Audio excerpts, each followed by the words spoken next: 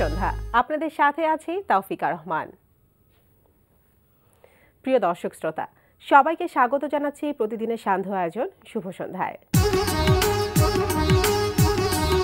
শুভ সন্ধ্যায় আজ থাকছে আগামীকাল ঢাকায় এনটিভি হাইলাইটস এবং জনপ্রিয় গীতিকার, সুরকার ও লেখক লতিফুল ইসলাম শিবলির সঙ্গে আলাপচারিতায়। শুরুতেই আগামীকাল ঢাকায়।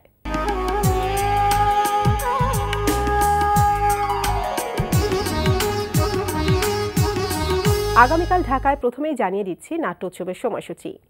পিপলস থিয়েটার অ্যাসোসিয়েশনের আয়োজনে বাংলাদেশ শিল্পকলা একাডেমির পরীক্ষণ থিয়েটার হল এবং সঙ্গীত ও নৃত্যকলা কেন্দ্রে অনুষ্ঠিত হচ্ছে পঞ্চম জাতীয় যুব নাট্যোৎসব। নাট্যোৎসব চলবে 30 এপ্রিল পর্যন্ত। এবার জানিয়ে দিচ্ছি চলতে থাকা চিত্রকলা প্রদর্শনীর সময়সূচি। উত্তরবাড্ডার অ্যাথেনা গ্যালারিতে অনুষ্ঠিত হচ্ছে চিত্রশিল্পী শেখ আফজালের একক চিত্র প্রদর্শনী ইন্টারন্যাশনাল অ্যাফেকশন। প্রতিদিন সকাল 10টা থেকে রাত 8টা এই সময় প্রদর্শনী চলবে 7 মে পর্যন্ত। ঢাকা বিশ্ববিদ্যালয়ের চারুকলা অনুষদের জয়নুল গ্যালারিতে অনুষ্ঠিত হচ্ছে দলীয় চিত্রকলা প্রদর্শনী 16 কলা। প্রদর্শনী প্রতিদিন 11টা থেকে রাত 8টা এই সময় চলবে 30 এপ্রিল পর্যন্ত। ধানমন্ডির ইএমকে সেন্টারে অনুষ্ঠিত হচ্ছে কাজী হাসিবুল আহসানের একক চিত্রকলা প্রদর্শনী ফেরা রিটার্ন টু দ্য ফোল্ড। প্রদর্শনী চলবে 30 এপ্রিল পর্যন্ত। মোহাম্মদপুর কলা কেন্দ্রে অনুষ্ঠিত হচ্ছে চিত্রশিল্পী সানজিদ মাহমুদের একক চিত্রকলা প্রদর্শনী ওয়েন ড্রয়িং ক্যান স্পিক। প্রতিদিন বিকাল 5টা থেকে রাত 8টা এই সময় প্রদর্শনী চলবে 28 এপ্রিল পর্যন্ত। এবার এনটিভি হাইলাইটস।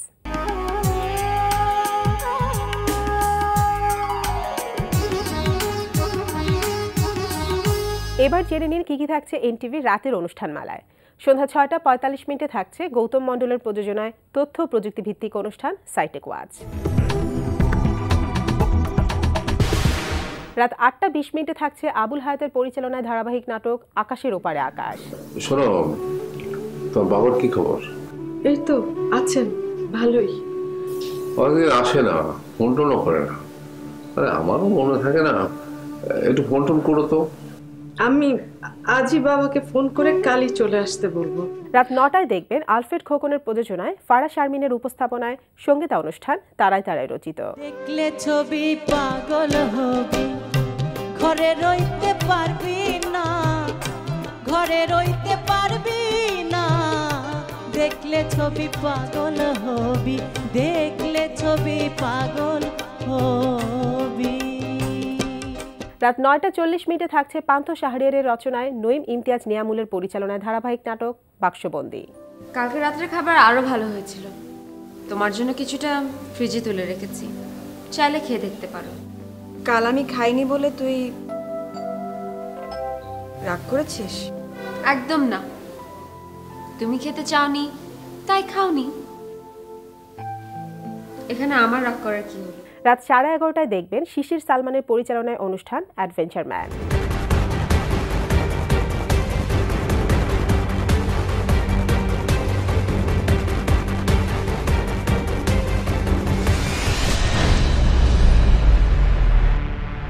রাত 12টা 10 মিনিটে রয়েছে টক শো এই সময়।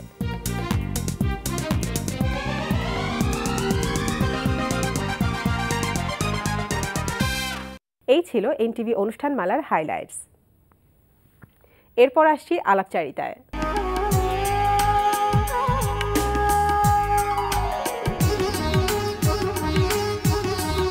প্রিয় দর্শক, আমাদের আজকের অতিথি জনপ্রিয় গীতিকার, সুরকার ও লেখক লতিফুল ইসলাম শিবলি। চলুন কথা বলি তার সঙ্গে। শুভ সন্ধ্যা।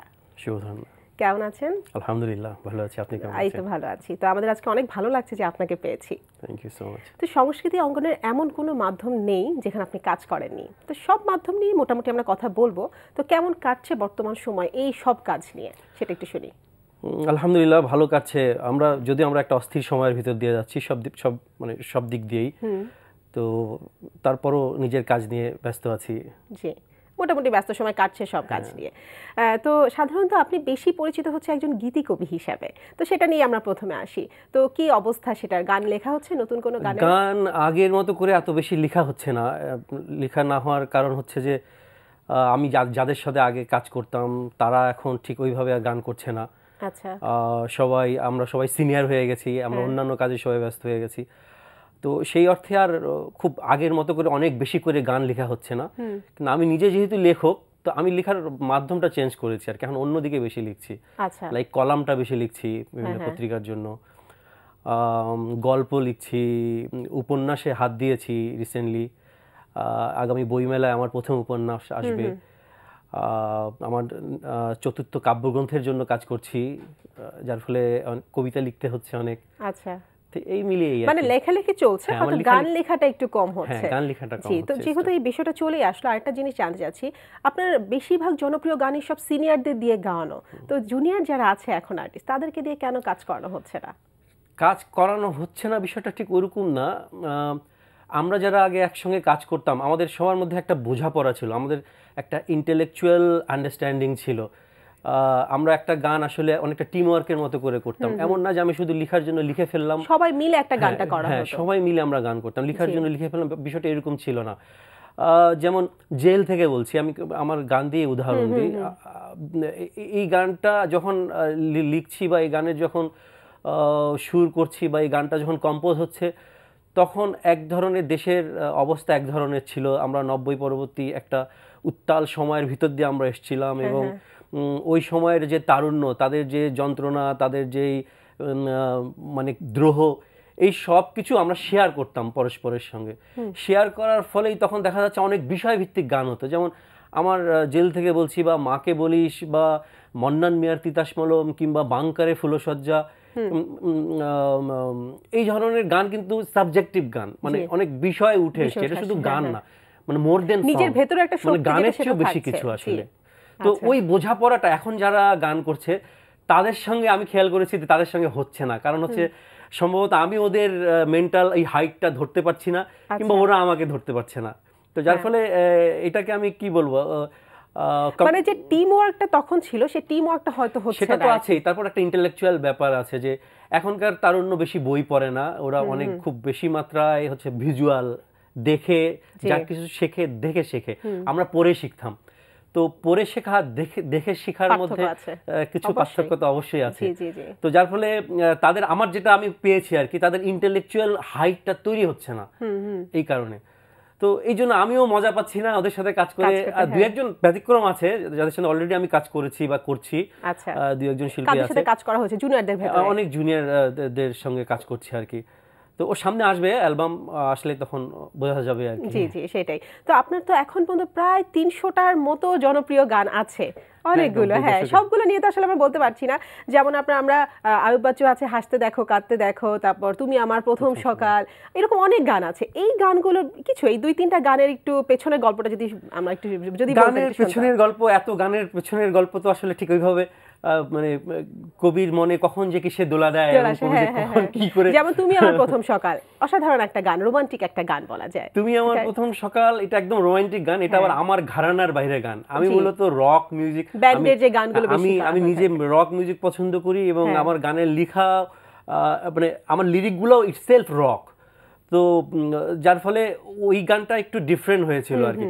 আর আমি যে ওটা ঠিক রক করার জন্য করেছিলাম তেমনটাও ছিল না, ওটা আশিকুজ্জামান টুলু ভাইটা শুরু করেছে, তপন দা, শাকিলা আফা গানটা গেয়েছে, যার ফলে ওটা একটা ডিফারেন্ট মানে টেস্ট তৈরি হয়ে গেছে। এমন না যে আমি এরকম একটি গান ঠিক এই ঘরানার গান আমি লিখতে চেয়েছিলাম বা তৈরি করতে, মানে কোনো চিন্তা ধারণা ছিল না, হঠাৎ করে কি গানটা লেখা? ভেরি মাচ প্রফেশনাল, আমি গান লিখে ফেলি আর কি। আচ্ছা, হঠাৎ করে।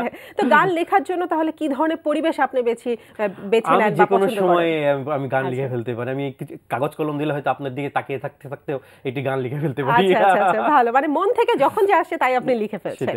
আচ্ছা, গান তো লেখা হয়েছে, এখন আপনি শুরু করছেন।